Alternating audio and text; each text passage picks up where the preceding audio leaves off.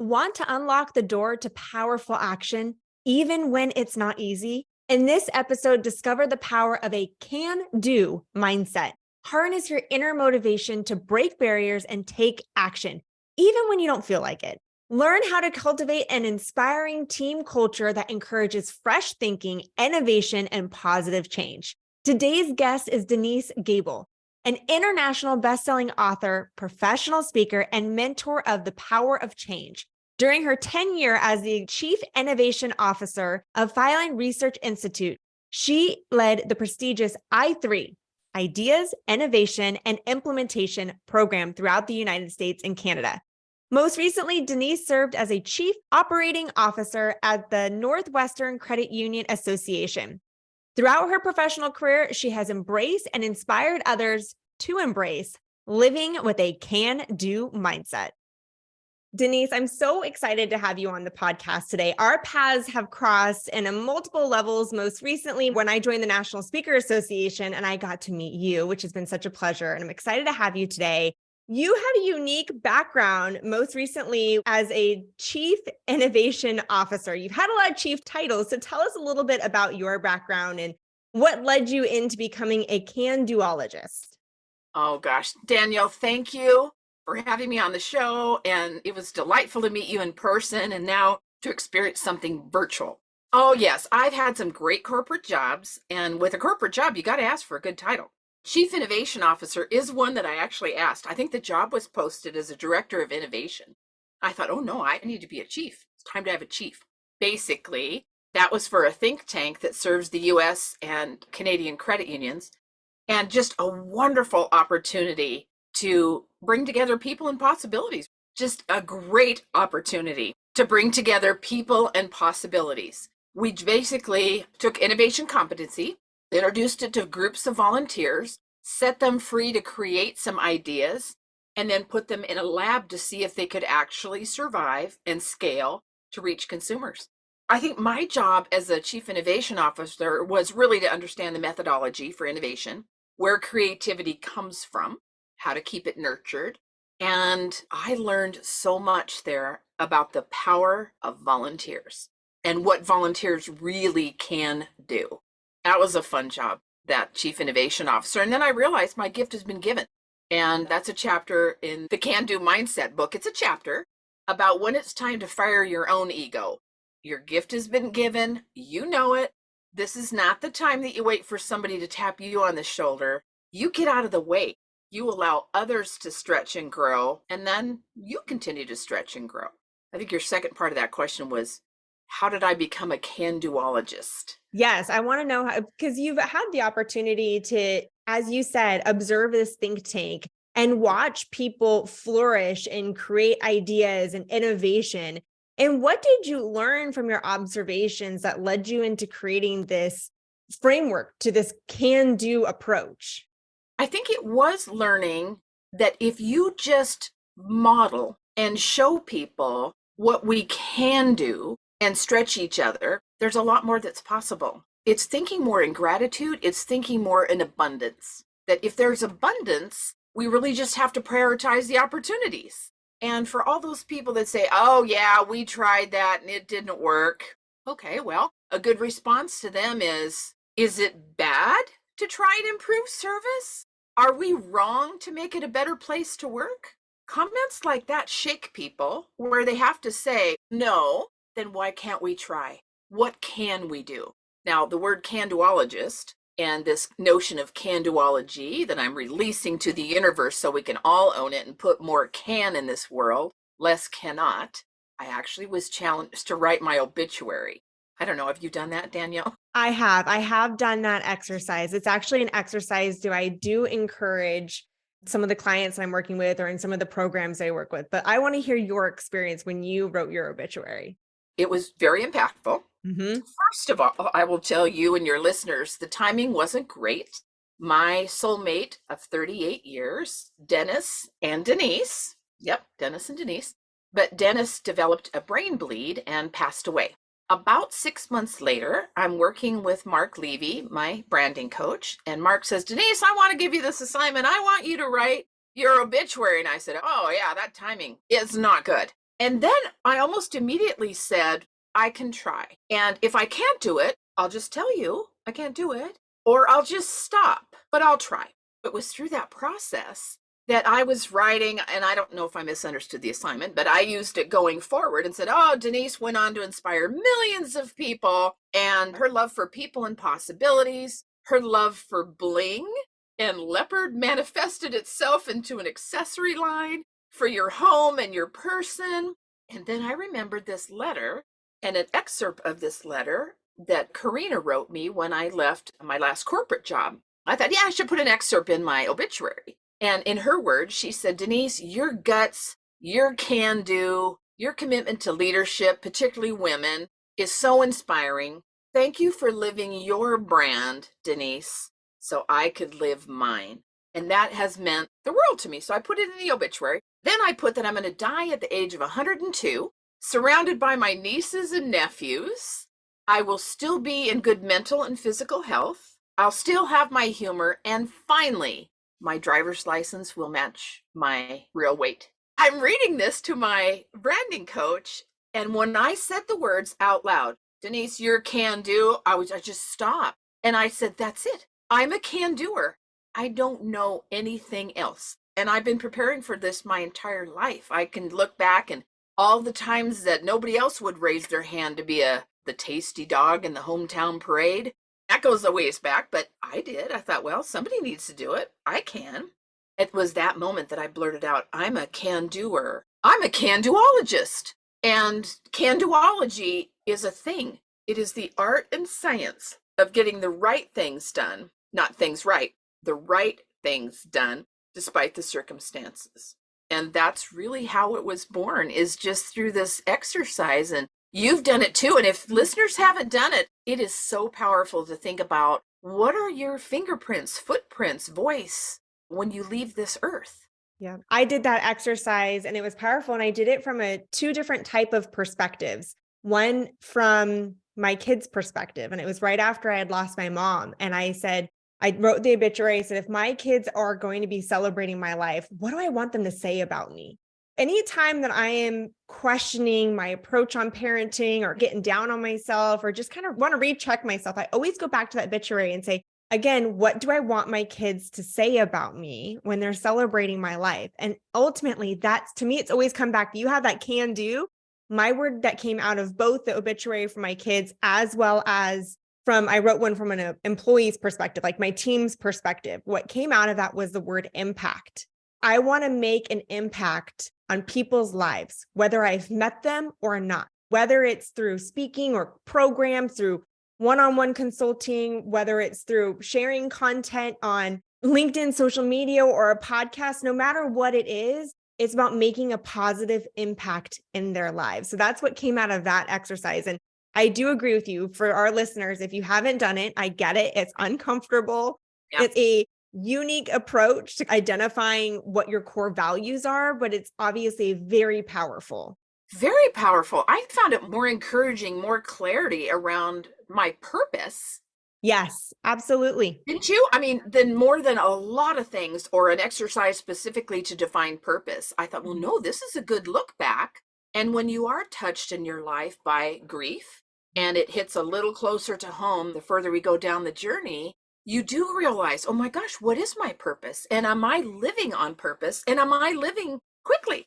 We're all in line. We just don't know when. It helped me immensely. And that's really when I thought, oh my gosh, can-doology, more can in this universe, less cannot. What uncovered from this purpose of yours, from doing this exercise, was this can-do methodology, this can-doologist. What have you found if somebody's running into that roadblock? Because I've heard those phrases, exactly what you said. We've always done this, it doesn't work, and that's resistant. And resistant happens whether it's professionally or personally. What advice would you give to those who are saying, I don't know, maybe I've got somebody on my team that just does not have that mindset, not sure even how to approach it, or I find myself continuously hitting this roadblock of saying those phrases that we exactly just said. What advice would you give for them to adopt this can-do mindset? First, let's tackle the first part, a coworker or someone in your work environment or someone in your community. You're not talking about you, but you're talking about someone else. They might tend to be a little more of an Eeyore. Okay, well, can do and a can do mindset is not going to save a true Eeyore. You cannot. And so sometimes the best thing you can do for that person, yourself, in your organization is to part ways, because there's a beautiful fit for everyone in this universe. Sometimes we don't always land. That first one is not our true place, our true purpose. Realize that sometimes you're not going to change the DNA of a person. You may have to say goodbye. Here's something you can do. You don't even need a pen. Listeners don't even need a pen to write this down, because we'll practice it 3 times over. This is what you say to that person. What can we do? You're basically giving them a lashing of can do. You're going to say it over and over and over for that person. Like, no, we tried that. We can't do. No, years ago we had this guy. You just keep repeating, well, what can we do? You're going to rock them out of that rhythm where they enable something to say, well, I guess that was 10 years ago. I guess we could try it again. Wonderful, right? You're going to break that, or you're going to head down a path of departure. That's my advice on others. For me, I think about my can-do mindset. It is with me all the time. It isn't always as active as it should be. When I run into those walls, I get stuck, I get frustrated, I'm overcome with grief, I'm overwhelmed with something. What I do and recommend is that you shift to a neutral. It is unlikely that people shift from a positive, well, I think you can shift quickly from a positive to a negative. Unfortunately, I don't think you can shift as easily from negative to positive. I recommend you find your neutral. Like, what brings you joy? I can go out and go shopping. I can take a nap. I can take a bath. I can go out and buy 3 new colored pens to feed my pen fetish. And suddenly I found my neutral, where I can be re-energized, where I can kind of reset myself, where I can find some safety, and then I can shift myself over into active can-do mindset. I've always got it. It's a matter of how much I decide and when to activate it. Does that help? Yes. What I first heard you say when you were talking about when you run into the situation where somebody else is in that cannot attitude, we've Yep. already done this before, by asking them, what can we do? You're encouraging for them to come up with a solution, not necessarily what's not working. Why is this not working? You're encouraging them, inviting them to the conversation and say, okay, what can we do? And encouraging them to come up with a solution. Yes. I like that. And it's okay for people to say, and you want that transparency with one another. Hey, I got to say, this doesn't work. This isn't working. Thank you for calling it out, right? That's not bad. That's actually very good and healthy. And you want to make that turn into solutions. Acknowledging. No one has unlimited resources. Haven't met anybody yet that's got unlimited time, unlimited money. So it's like, yeah, we only have 2 weeks and $500 for the project. That's a fact. What can we do? And then actually, in the world of innovation, that's actually better, because those constraints make us more creative. You're creating that think tank. Yep. Where full circle, you created the think full tank. circle, you've got to get creative. Yep. Yeah. And one thing I remember about that job too, that applies to can-doology, is trust and accountability, 2 hard stop standards for can-doers and can-doologists. We have to have trust in ourselves, very deep trust in ourselves and our accountability. And then we expect that of others, trust and accountability. And then based on that, when we have that, imagine this conversation, and you've probably had it with people that you deeply trust, or your listeners have. Imagine saying to someone, that's all you got? Is that your best work? That was one of my favorite parts of that chief job, or whether it was the chief innovation or the chief operating officer. We had developed relationships with one another that you can say, is this your best work? Someone be honest and say, well, it's good work. It is good work. And you need to take it up a notch. You're fully capable. And just challenge each other. I love it when people challenge me. What can I do better? What can I do differently?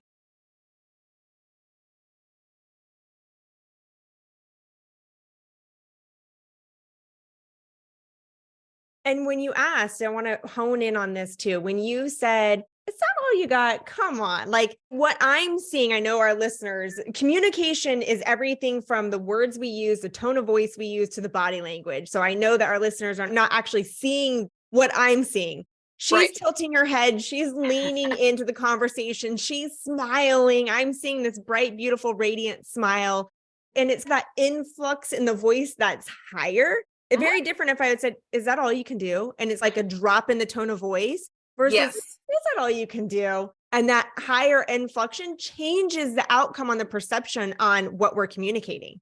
Very much so. Gosh, that's a great point that I'm reflecting back now that you're saying that, because it's like reach higher. That's actually what you're trying to say, right? Reach deeper, reach higher, reach to your full potential. Stretch yourself. And you're right. If your voice drops out, that's it. That's what you got. Really? I do not feel motivated to try and do my best work. I just feel like I got beat up and you're not grateful.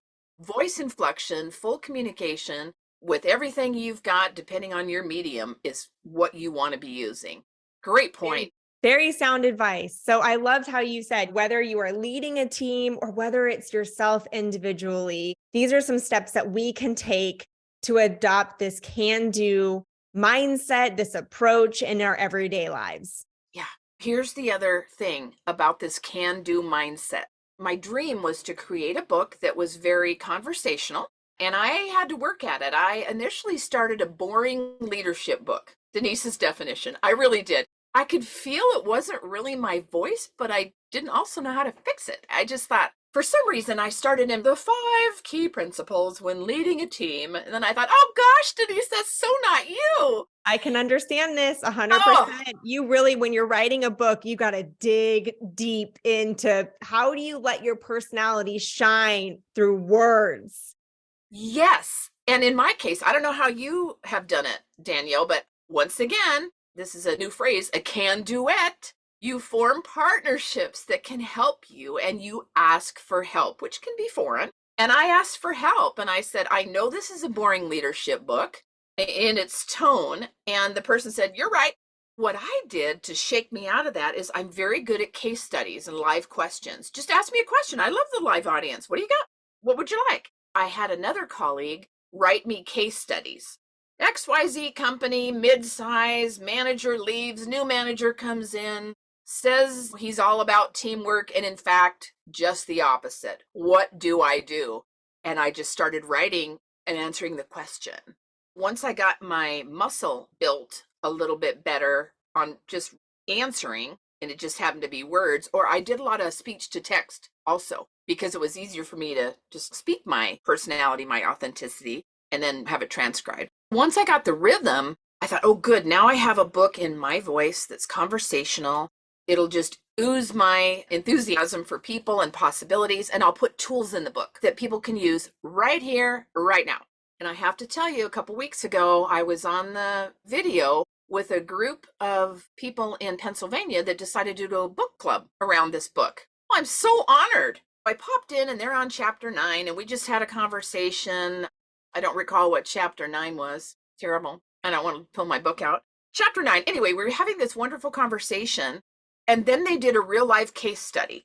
How do you get some improvements to like a project management process? Because you get in corporate or small entrepreneur, small business, you have all these goals. Everything sounds good. The world's ticking along and you get to November and you're like, who did this? Who set this many priorities? And then you have to look at yourself or your leadership team and say, we did it to ourselves. How can we make some improvements? Anyway, we're going through this. And what we discovered together, myself and this wonderful group of colleagues in Pennsylvania on their book club journey, we discovered that what we came up with took no training. It's the way they're going to approach the project. They're going to be very clear. They're going to say, good morning. We're kicking off a project to remodel our project management system. They didn't say, we're going to review our project management system. Just that one verb. We're going to remodel. We're going to pick 3 items. We're going to get those items by doing this. We're going to be clear on that. And at the end of that conversation together about how can-do tools would help them, I asked them, do you need a week or a month to teach this to everyone in your organization? And they all had a funny look on their faces and said, no. And I said, that's the beauty of the can-do mindset. This is not something that you have to slow down, train people around you, because you're going to start to use can-do language. It doesn't need any training. It needs a habit to be more built in some than others. It needs to be harnessed. But the beauty of it is you don't have to stop the bus and do a massive training program so that next year you can have an organization with a better can-do mindset. No, get started. You taught them how to be very concise, laser focused, and talk about also the goal and the outcome, not always caught up in the how. For so often when people get into these presentations, well, our goal is X, Y, Z, and this is how we're going to do it. I remember our national sales meetings. My team would come back with probably, here's the 20 initiatives that we're going to do. And so I'd say, okay, our first team call, we're going to sit down and we're going to say, what are the top 3? And do all of these initiatives apply to your specific territory? Because in sales, every territory was different. So Yes. What are the overarching where it makes sense to implement these initiatives across the board? And could we maybe customize some or take some and apply it to one territory that we may not apply as much to the other territory? But if you're given 20 initiatives to do, and this is how you do it, you create overwhelm. And that's often what would happen when people would leave from a national sales meeting. So it's about being laser focused, concise. This is the ultimate goal. This is what we're going to do. And then working together in that think tank. Yeah, and who's responsible, and then get out of the way. And there's a framework for that. It's in the book. It's called the 3D model for communication. Define, design, deliver. Don't skip those steps. But they don't have to be complicated. If your only thing as a leader is the budget's $5,000, no crock pots because we had a fire last time, then that's it. You really don't want more how outlined than that, because that just shuts down the opportunity for people to use their gift and their creativity. So you inadvertently think you're helping the team, but in a sense, you're actually shutting it down. So yeah, I agree with you. And coming back with a list of 27 action items, that's not energizing to me. No, it creates more overwhelm than anything. No.